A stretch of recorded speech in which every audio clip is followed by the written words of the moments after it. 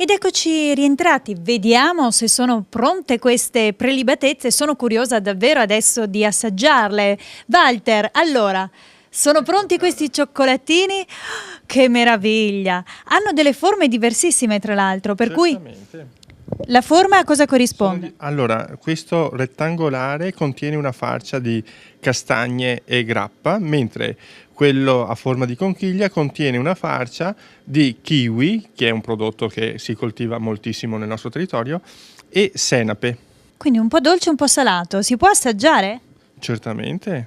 Proviamo con il kiwi e la senape. Nel frattempo, che nome diamo a questi cioccolatini?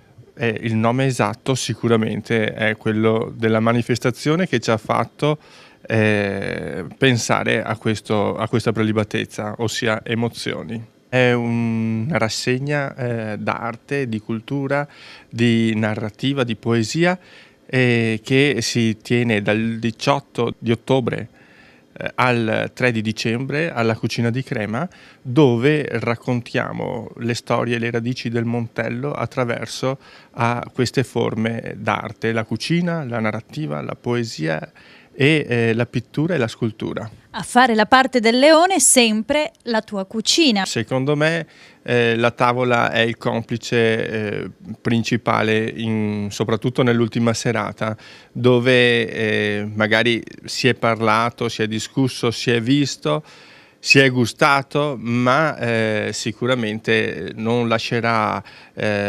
incompleta, anzi darà un tocco speciale, ci sarà un tocco speciale nel buffet del 3 dicembre.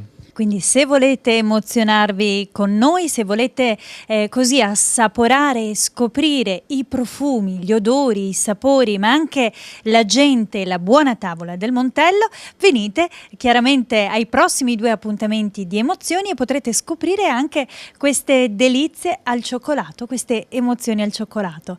Walter, noi ti ringraziamo per essere stato con noi, ti ringraziamo tra l'altro per i cioccolatini che io ovviamente mi porto via.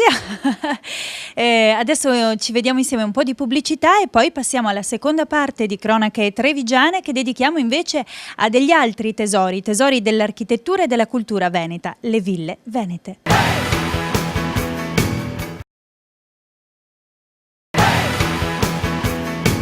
Ben ritrovati, seconda parte di Cronache Trevigiane. Come vedete alle mie spalle una cornice davvero particolare. Siamo nella sala dello scrutinio, ci ospita il Palazzo Ducale di Venezia. Al mio fianco, alla mia sinistra, il vicepresidente dell'Istituto Regionale Ville Venete, il dottor Bagarotto, e invece alla mia destra la dottoressa Renata Codello, soprintendente ai beni culturali per Venezia e la Laguna. Ecco vicepresidente, oggi è una giornata davvero importante in cui si riuniscono professori ma non solo, ci sono anche tecnici, ho visto per esempio l'intervento di Ascotrade, quindi si parla di restauro, si parla di catalogazione. Perché una giornata di questo tipo? Perché il convegno è dedicato alla valorizzazione delle ville venete e la mattina noi affronteremo i problemi architettonici, amministrativi, tributari del restauro delle ville. Nel pomeriggio passeremo ad una parte più specifica, più tecnica che riguarda soprattutto la catalogazione come strumento propedeutico alle iniziative che debbono prendere sia gli enti pubblici che i privati interessati. Ecco, parlando proprio di catalogazione, mi rivolgo adesso alla dottoressa, credo che il lavoro che ha iniziato l'Istituto regionale allora con il catalogo che fu un Atlante, oramai è introvabile, sia stato un grandissimo punto di partenza per cominciare a pensare a questo enorme patrimonio. A che punto siamo adesso?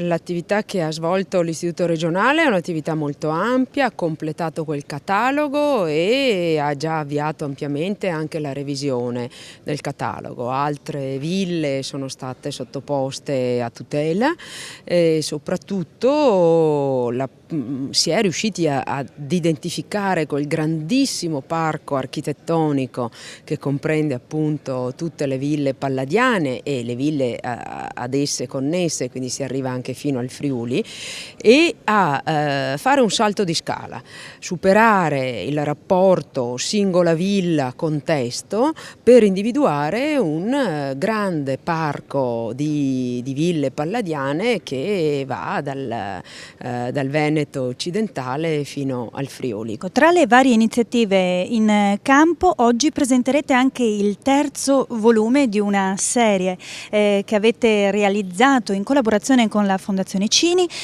riguardante gli affreschi. Oggi si presentano gli affreschi del Settecento dopo la pubblicazione su 5-600, un enorme patrimonio anche da quel punto di vista, quindi Ville Venete non solo un patrimonio architettonico da conservare. Certamente sì, e parallelamente con la catalogazione degli immobili l'Istituto regionale per le Ville Venete ha proceduto a quella degli affreschi che spesso li adornano, e questa catalogazione è partita con un primo volume del 500 che comprende anche le opere precedenti, poi è continuata con un secondo volume dedicato agli affreschi del 600, ora siamo alla prima parte degli affreschi del 700. La catalogazione è anche fruibile online perché è stata messa online. Un'ultima domanda per la professoressa Codello. Oggi si affronta anche un tema un po' spinoso, quello del restauro, tra il mantenimento e la valorizzazione dell'antico, però le necessità nuove del moderno. Questo è un tema molto importante che va affrontato con una sensibilità molto diversa da quanto accadeva in passato. La necessità di cambiare uso a questi edifici è sempre più pressante. Sono edifici grandi, importanti, che hanno costi di manutenzione notevoli. Quello però che dobbiamo continuamente ricercare è un equilibrio tra l'attuale destinazione d'uso e la vocazione ad altre destinazioni d'uso. Anche questa è una prospettiva diversa da quella che siamo abituati a considerare, e cioè il fatto che comunque questi edifici, per configurazione, dimensioni, accessibilità, collocazione sul territorio, possono più facilmente avere alcune destinazioni d'uso piuttosto che altre. L'idea che debbano diventare sempre biblioteche oppure edifici pubblici ad uso di conferenze o d'altro è un'idea che va ampiamente superata. Dottoressa Codello, io la ringrazio. Dottor Bagarotto, grazie anche a lei per essere stati con noi. Cronache Trevigiane non finisce qui, ci vediamo insieme un servizio e poi ritornate perché andremo a conoscere il sindaco di Venezia. È stata presentata alla Borsa della Bioedilizia la prima edizione di EcoMake, la mostra convegno sulla bioedilizia, nata dall'idea degli operatori di settore per creare un luogo dove confrontarsi sulla qualità ambientale. Ai nostri microfoni il presidente del Consorzio per lo sviluppo della bioedilizia, Michele Noal. EcoMake si prefigge di mettere in rete queste realtà, il consumatore, il produttore, chi poi è l'installatore, e fare in modo che si parlino queste parti, non siano staccate, riescano a condividerne obiettivi mirando sempre e mettendo sempre al centro l'uomo in quanto tale e quindi il suo benessere e la qualità della vita. Improvvisamente in edilizia tutto è diventato sostenibile, bio ed ecologico. La realtà è che a tutt'oggi mancano direttive, regolamenti e norme che definiscano in maniera univoca il termine di sostenibilità per i materiali. Per questo diventa fondamentale la certificazione. Abbiamo chiesto il parere dell'assessore regionale Maria Luisa Coppola e del presidente di Union Camere Veneto Federico Tessari. A breve usciremo con un bando che è proprio dedicato alla certificazione delle imprese, sia le certificazioni classiche sia poi le certificazioni innovative, anche per tracciare quello che è una filiera di un prodotto, per arrivare all'appuntamento di cui parlava lei prima in maniera assolutamente non solo preparata ma anche competitiva, come è sempre stato il Veneto. È una certificazione di ordine europeo, di ordine internazionale, per cui noi usciamo da uno schema nazionale veneto e trevigiano e entriamo in uno schema di ordine europeo. Obiettivo dunque la stesura di un disciplinare tecnico capace di identificare i criteri di produzione dei materiali sostenibili. Una richiesta questa che arriva per prima dalle associazioni di produttori. Ai nostri microfoni il presidente nazionale dell'Andil.